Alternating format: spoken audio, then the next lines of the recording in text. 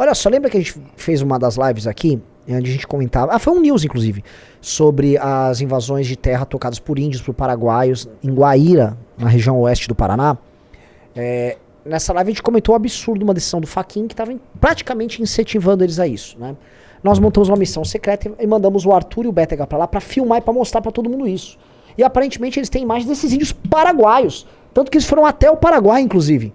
Eles cruzaram a fronteira pra ir no Paraguai. Estão retirando mais imagens. Conversou com o agricultor. Mas quer dizer que os índios paraguaios estão invadindo as o fazendas Brasil, brasileiras. Inclusive índios criminosos. Que legal! Né? Bandido paraguaio. Oh, aqui eu sou índio no Brasil! Rapaz. Inclusive a versão do INCRA, né? Sim.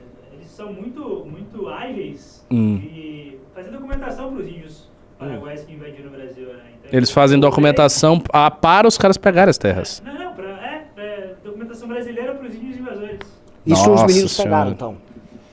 Essa parte saiu na decisão do Fachin e tal, o pessoal estava comentando no grupo, mas eles conseguiram pegar os índios armados com arco e flecha, pegaram Com arco e flecha é folclórico, né? de pessoas que foram agredidas, de agricultores que tiveram as terras invadidas, então vai ser um material bem Bem grande. E aí a gente vai levar isso pro grande público. As pessoas vão conhecer basicamente o que está sendo feito.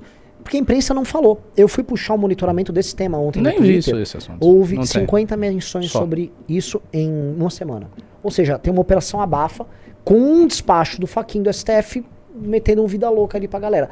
E é um despacho que contraria o marco temporal. Entendeu? Entendi o que eles estão fazendo. E o que ele tá fazendo? Ele, por enquanto, ele não é que ele está falando, o marco temporal não vale.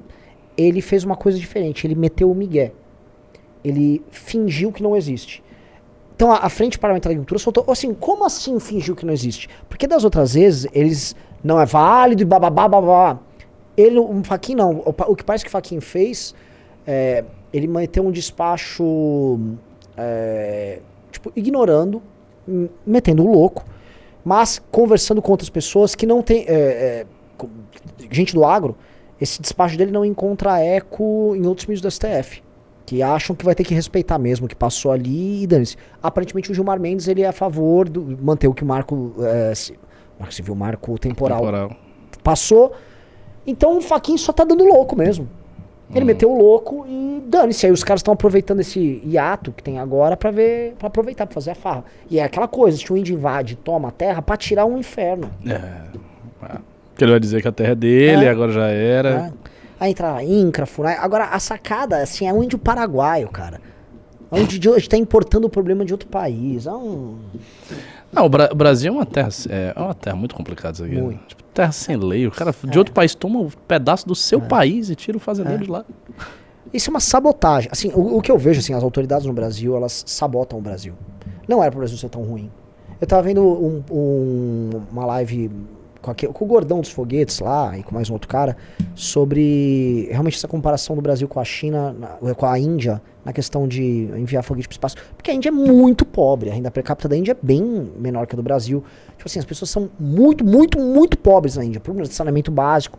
Só que assim, o topo tá fazendo já coisas grandes. O nosso em nenhuma das duas coisas. Então a gente é ruim nas duas áreas. Tem uma diferença de elite aqui. Porque se a gente parte de uma premissa assim, ó, o Brasil é desigual e pobre, a Índia também. Agora, a gente não tá fazendo nada nesse cenário. Eles estão. Então eles vão resolver a pobreza deles em um momento, eles vão resolver, se não a desigualdade, eles vão fazer com que... Mitigar, claro. E a gente não. A gente só se sabota. A gente é um país permanentemente se sabotando. Que aí eu acho que é a questão da gente também analisar muito, né, nosso papel na política, porque o que fazer com esses sabotadores? Quando a gente olha... Pô, eu tava fazendo uma análise hoje na live, estão discutindo aquele brasão, aquele caso da Marielle. Gente, como é que nós temos um cara como esse sendo tão importante na política? E aí os outros capares, o André Ceciliano, rei da rachadinha lá no Rio de Janeiro, Pisciani, os nomes que estão misturados, é como se fosse um clube de vilões de desenho animado. Uns caras gordão, bandido. É isso aí, tá dominado, os correntão. É tipo isso. Como é que votam nos casos desses? É tipo isso. Então, assim, o que você vai fazer? A população vota? A população é ingovernável. O Rio, realmente, assim, você olha o cenário, o Rio é só uma intervenção. Não tem o que fazer, assim, na prática. Eu tava conversando com o Pedro Duarte, né? Quem são os lados na briga? Você não tem pra onde correr. Você não tem nem os minoritários. Tipo, quem era o cara que denunciava isso era o Gabriel Monteiro. Tipo, você tá ferrado. E ele quer ser prefeito dessa cidade? Corajoso, hein? Dá-lhe Pedro Duarte, porque você vai ter bastante dificuldade, cara.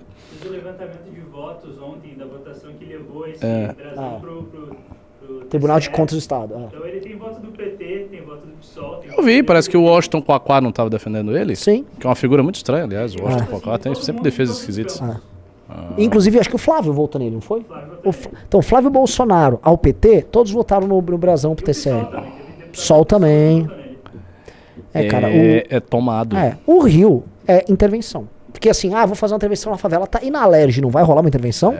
Pra mim, a Alerj é mais tóxica que a favela. Só não toca funk. Mas assim. Agora, se bem que toca funk sim, né? Eu acho que. Eu tenho muita dificuldade de conceber o tanto de poder concentrado que seria necessário para fazer essas intervenções. Motivo pelo qual é difícil imaginar isso em termos democráticos mesmo. Não dá pra mim. Porque, eles estão muito entranhados. Esses caras são muito poderosos. Eles têm, é uma rede de interesses tão gigantesca que pra você mergulhar isso aí, tentar tirar, como você vai fazer? Se um tá conectado com o outro, que tá conectado com o outro, que tá conectado com o outro, que tem mídia, aí a mídia no meio e... Sabe, são pedaços inteiros do poder estatal mais profundo que estão na mão desses caras. Aí como é que você vai tirar? Só porque você se elegeu? Eu me elegi, beleza. Aí você se elegeu, você tem um mandato austero, você no fundo...